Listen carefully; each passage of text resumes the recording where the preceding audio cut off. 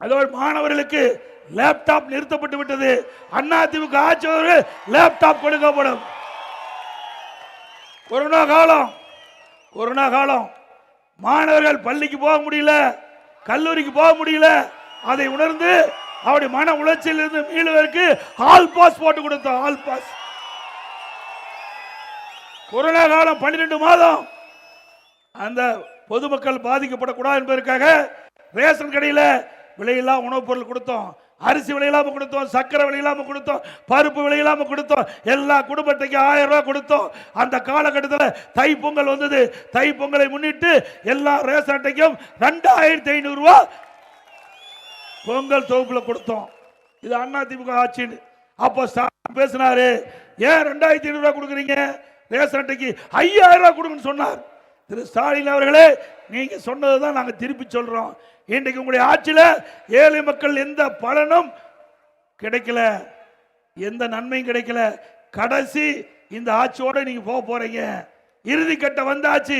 இப்போவாது இந்த ஏழை மக்கள் மகிழ்ச்சியோட தை பொங்கல் கொண்டாடுவதற்கு ஒவ்வொரு குடும்ப அட்டைக்கும் 5000 ரூபாய் இந்த பொங்கல் தொகுப்போடு வழங்க வேண்டும். அதே போல இன்னைக்கு ஸ்டாலின் சொல்றார், உலக முதலீட்டு மாநாட்டு நடத்துன்னு சொல்லி. முதல்ல அதிமுக அம்மா இருக்கின்ற பொழுதுதான் உலக முதலீட்டாளர் மாநாட்டு நடத்தினாங்க. 2015 2,42,000 கோடி தொழில் முதலீடு ஈர்க்கப்பட்டது. அதில் 98 புரிந்துணர்வு ஒப்பந்தம் போடப்பட்டது. அதனால 4,70,000 கோடி, 4,70,000 பேர் நேரடி வேலைவாய்ப்பு, மறைமுகமாக 5,30,000 பேர், சுமார் 10 லட்சம் பேருக்கு வேலைவாய்ப்பு உருவாக்கி தரப்பட்டது. அதேபோல அதிமுக ஆட்சியில் 3,501 கோடி தொழில் முதலீடு ஈர்க்கப்பட்டு 10 லட்சம் நபர்களுக்கு வேலைவாய்ப்பு, 304 புரிந்துணர்வு ஒப்பந்தம் போட்டோம். இதெல்லாம் தான் இப்ப முடிவுற்று பயன்பாட்டுக்கு வந்திருக்குது. திமுக ஆட்சியில் போடப்பட்ட புரிந்துணர்வு ஒப்பந்தம் இன்னும் நடைமுறைக்கு வரல. அதிமுக ஆட்சியில் போடப்பட்ட புரிந்துணர்வு ஒப்பந்தம் இன்னைக்கு செயல்பாட்டுக்கு வந்து பல லட்சம் இளைஞர்களுக்கு வேலைவாய்ப்பு கிடைக்கின்ற சூழ்நிலையை நாங்கள் உருவாக்கி தந்திருக்கோம் என்பதை நேரத்தில் தெரிவித்து, திராவிட முன்னேற்ற கழக தலைவர் திரு ஸ்டாலின் அண்மையில் ஜெர்மன் நாட்டுக்கு போனார். போயிட்ட பொழுது விமான நிலையத்தில் பேட்டி கொடுத்தார். திராவிட முன்னேற்ற கழகம் ஆட்சி வந்த பிறகு 922 புரிந்துணர்வு ஒப்பந்தங்கள் போடப்பட்டதாகவும், அதில் 10,62,000 கோடி தொழில் முதலீட்டு ஈர்க்கப்பட்டதாகவும், அதன் மூலமாக 32,81,000 பேருக்கு வேலை கிடைப்பதாகவும் சொன்னார். அதற்கு பிறகு 77% புரிந்துணர்வு ஒப்பந்தங்கள் நிறைவேற்றப்பட்டு செயல்பாட்டுக்கு வந்து சொல்றார். அப்படின்னா 25 லட்சம் பேருக்கு வேலை கிடைக்க வேணும். வேலை கிடைச்சதா? பொய் தானே. அதோட தேர்தல் நேரத்தில் 520 அறிவிப்பு வெளியிட்டார். அதில் பிரதான அறிவிப்பு, கிராமத்தில் இருக்கின்ற மக்களுக்கு 100 நாள் வேலை திட்டத்தை 150 நாளா உயர்த்து சொன்னார். உயர்த்தினாரா? இன்றைக்கு மத்திய அரசு, அனைத்து இந்திய அண்ணா திராவிட முன்னேற்ற கழகம் தொடர்ந்து மத்திய அரசுக்கு வலியுறுத்தி அழுத்தம் கொடுத்தோம். இந்த ஏழை மக்களுக்கு அந்த 100 நாள் வேலை திட்டத்தின் மூலமாக பயன்பெறுகின்றார்கள்.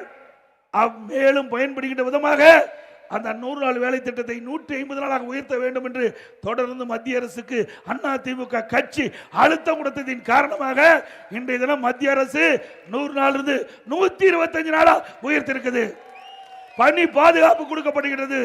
ஒரு ஆண்டுக்கு 125 நாள் வேலை கொடுத்தா தீர வேண்டும்.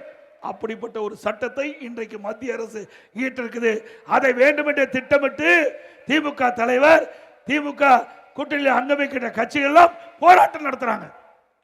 இன்றைக்கு 100 நாள்ல 125 நாளா உயர்த்ததுக்கு போராட்டம்.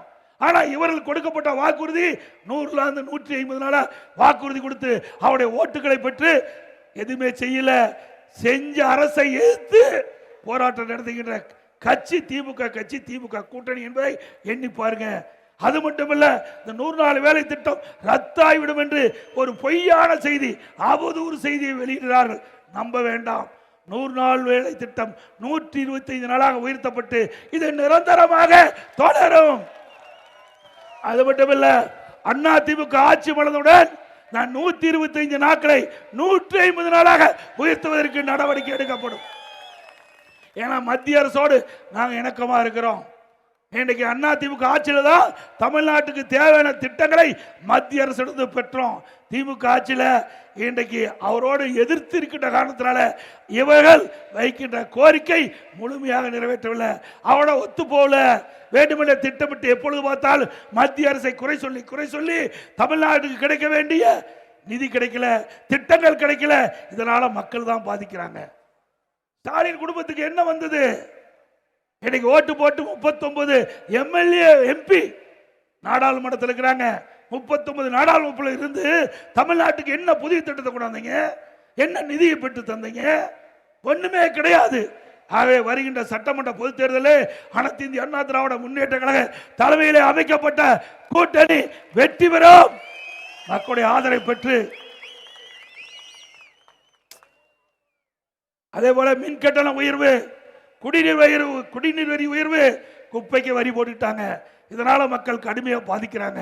வீட்டு வரி நகரத்தில் 100% உயர்வு, கடை வரி 150% உயர்வு, கடைக்கு பீக்கவர் அப்படின்னு மாலையில் டபுள் சார்ஜ் வாங்கிட்டு இருக்கிறாங்க. சிந்திச்சு பார்க்க வேண்டும். அது மட்டும் சிறுபான்மை மக்களை வேண்டுமென்ற திட்டமிட்டு ஏமாற்றுகிறது திமுக ஆட்சி. அண்ணா திமுக கட்சியை பொறுத்த வரைக்கும் சாதிக்கும் மதத்திற்கும் அப்பாற்பட்ட கட்சி அண்ணா திமுக. எல்லா மதமும் சமமாக பார்க்கிறோம். எங்களுடைய ஆட்சி காலத்தில் சாதி சண்டை மத சண்டை இல்ல, மக்கள் நிம்மதியாக வாழ்ந்தாங்க. அப்படிப்பட்ட ஒரு நிலைமை அண்ணா திமுக இருந்தது. இன்றைக்கு வேண்டுமென்ற திட்டமிட்டு இந்த திமுக ஆட்சியில குளறுபடி செஞ்சிட்டு இருக்கிறாங்க. சிறுபான்மை மக்கள் நம்ப வேண்டாம். அண்ணா திமுக ஆட்சியில் தான் சிறுபான்மை மக்களுக்கு நிறைய திட்டங்களை கொண்டு வந்து நிறைவேற்றி அவர் நிம்மதியாக அவள் வாழ்ந்த பூமி தமிழ்நாடு பூமி அண்ணா திமுக ஆட்சியில் என்பதை நேரத்தில் நினைவு கூர்ந்து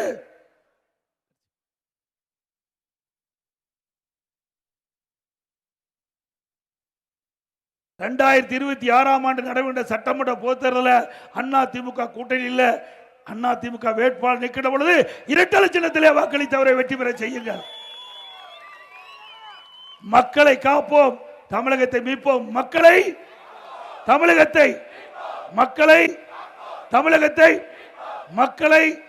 தமிழகத்தை ஸ்டாலின் மாடல் அரசு ஃபெயிலியர் மாடல் அரசு, ஸ்டாலின் மாடல் அரசு ஃபெயிலியர் மாடல் அரசு.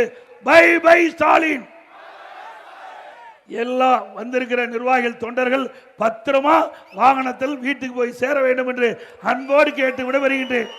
நன்றி, வணக்கம். இங்கே வருகின்ற அனைவருக்கும் இனிய ஆங்கில புத்தாண்டு நல்வாழ்த்துக்கள். அனைவருக்கும் தைப்பொங்கல் நல்வாழ்த்துக்கள். நன்றி, வணக்கம்.